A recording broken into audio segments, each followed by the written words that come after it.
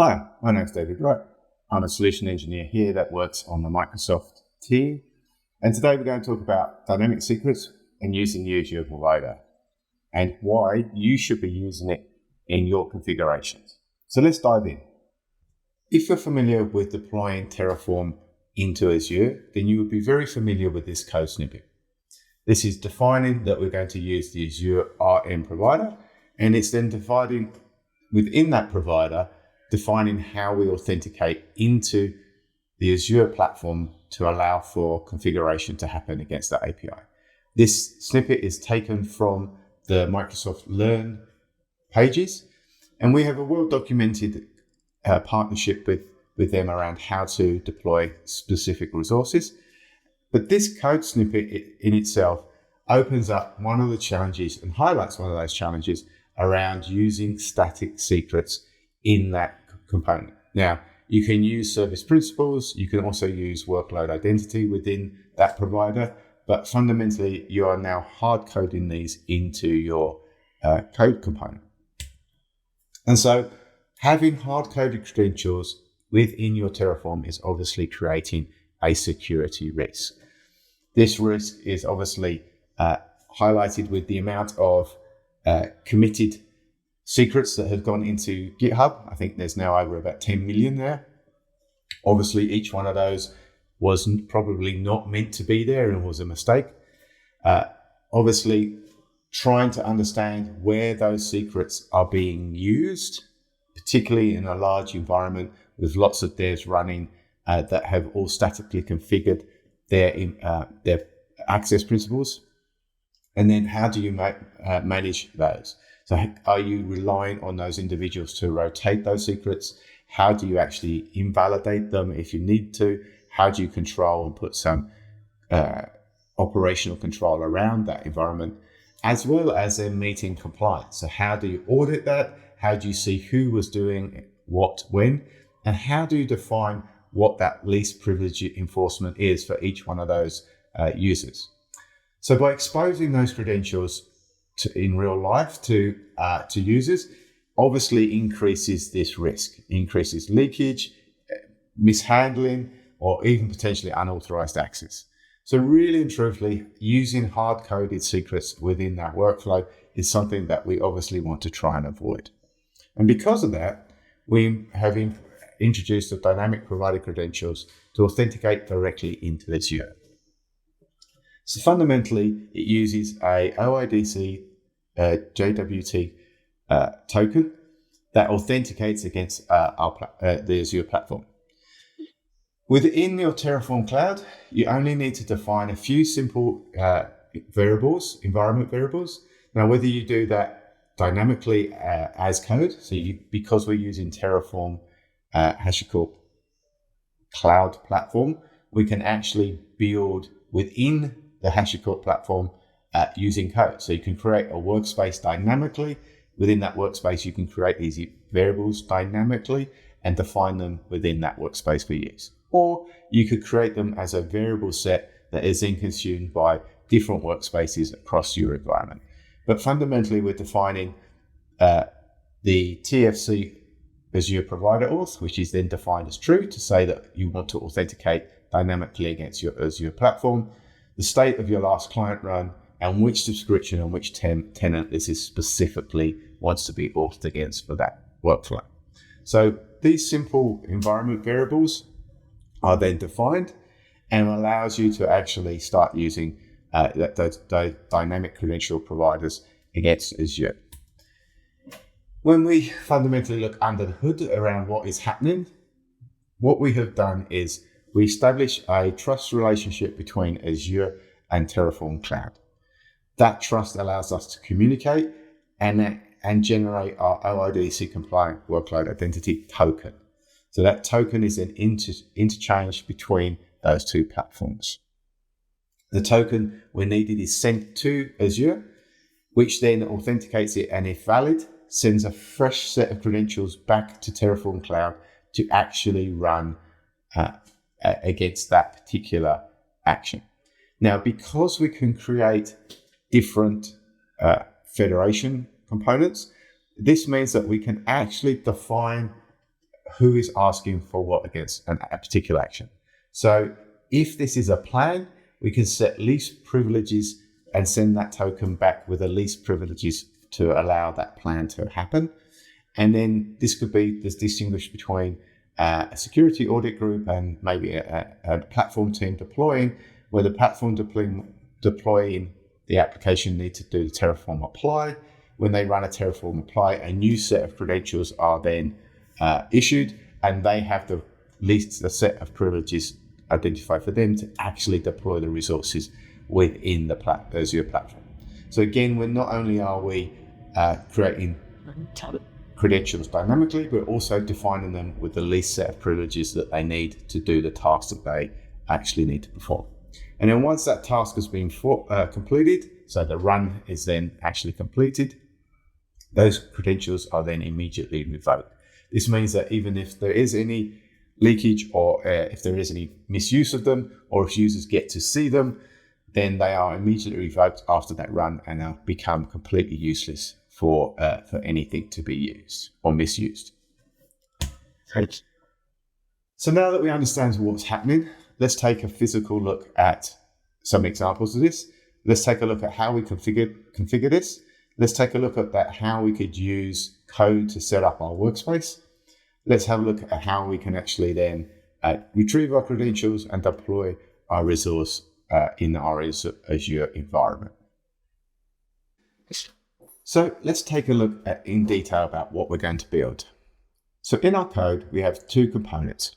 We have the Azure component that we need to obviously build and set up. And because we are HashiCorp, we're going to create our Terraform workspace using code too. So let's take a look at those two elements. So first, if we take a look at our Azure component, what we're going to do is obviously leverage the Azure RM provider and actually leverage the Azure AD or Entra provider, we just haven't changed the name, and create some construct. So we're going to look at what our current subscription is, we're going to look at what our client config is, and we're going to actually then define an application registration within our Active Directory.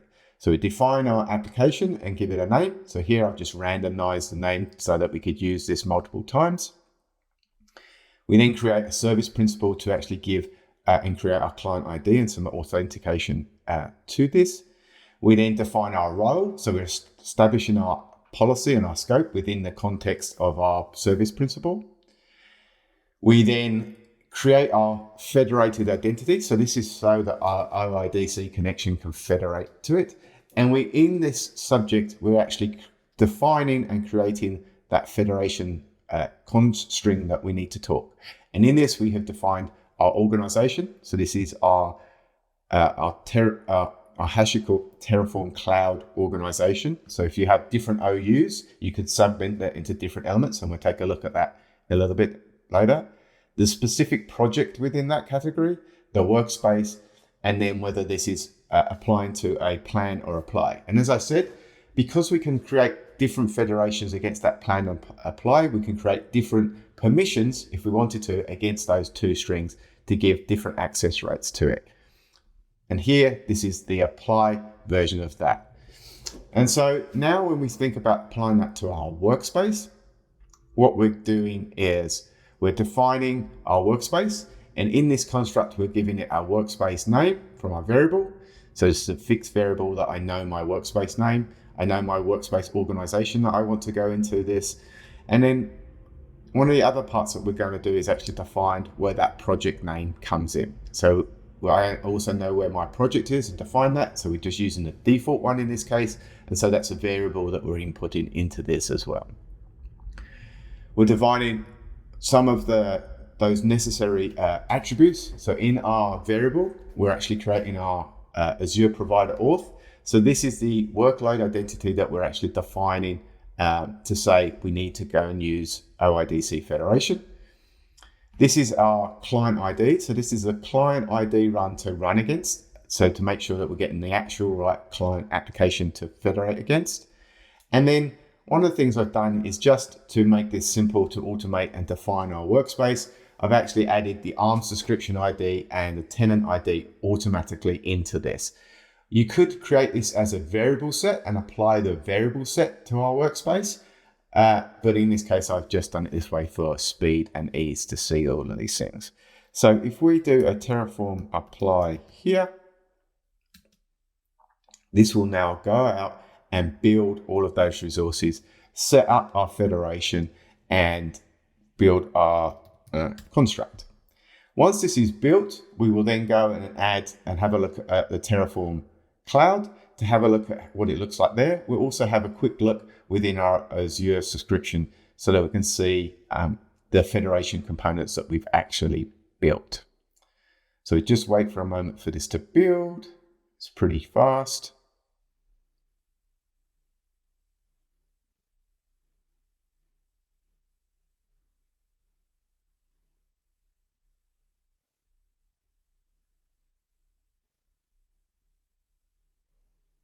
Waiting.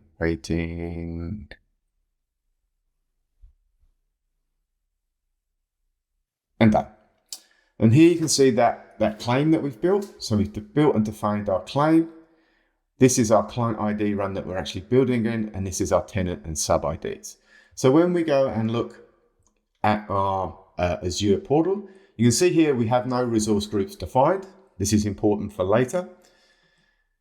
If we look at our Entra ID, if we go to our application registration, you can see that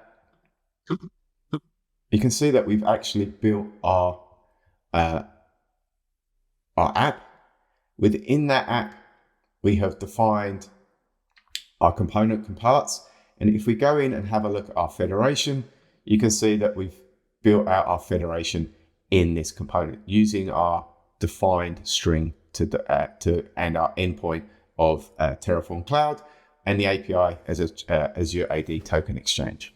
So now in our workspace, if we go into our Terraform Cloud, this is our Terraform Cloud environment, you can see that I am in my organization. So I'm in my APJ organization, as we saw in that definition earlier. I'm in in the workspace that I was looking for, which we built dynamically, which is our dynamic creds, and that's in our default project. So we've defined all those parameters and built out our workspace. So this effectively is our workspace. You can see now that we have all of the variables defined. So our auth, our client ID, our tenant ID, our subscription ID, all ready to go. All we need to do is actually now attach this to a set of code. Now I'm going to connect this to my GitHub and actually bring it in the code from my GitHub. I know that I have a bulk creation of resource groups that we can use. Hence, that importance to show that resource group that we that there were no resource groups there before. And now, if we go and take a look at our workspace, you can see that we have a plan queued. So let's have a look at this. And you should see that this is now going away and asking for our to federate to Azure to get that plan approved. And hopefully this will now come back with our plan running and let us know that we are going to actually deploy on what we're going to build against that resource group GitHub code that I have associated with this run. And there we're going to create these 3 resources, unique pods for 1, 2, 3 across specific regions. So you can see we're going to have like separate locations with separate pod names. And so now this is applied a cost estimation to this. So it's not going to cost us any money. And we have apply appended. So I'm just going to apply this and say for its testing. Just so we have that, again, that audit trail of who and what is doing anything to what is being applied. And so now we have that audit trail and insight into what is happening as we build. Again, adding that value into why to use Terraform Cloud. And so now we can see our resources are being built and created. So this one's been created, and you can see that builds out really quickly. There's our 3 subscriptions in our 3. There's the subscriptions that have been built against and our 3 pods in our 3 different locations. If we now look against our resource groups, you can see that we have built those resource groups. And so very easily you can see that we've not only established our workspace, we quickly and easily set our workspace to bring code in from our single source of truth, so our Git repository. We associated those two, and then the code can run and only draws in credentials for that specific time that the run or the plan or the apply is being run through Terraform code. Once that is finished, those credentials are then obviously ditched immediately and therefore not used. So let's go back to the presentation and finish with a few thoughts and closing statements.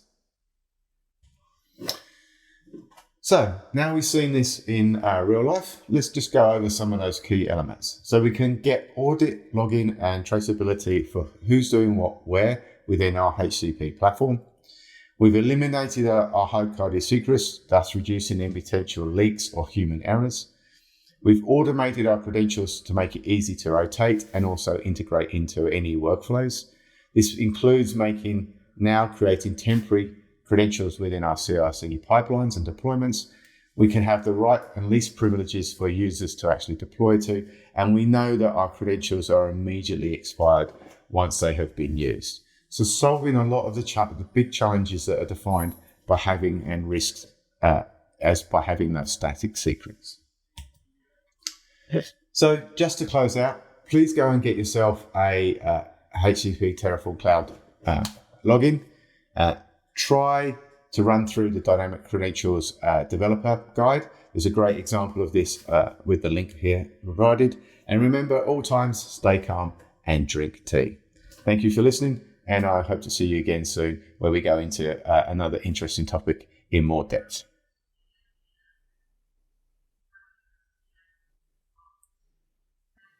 Mm-hmm.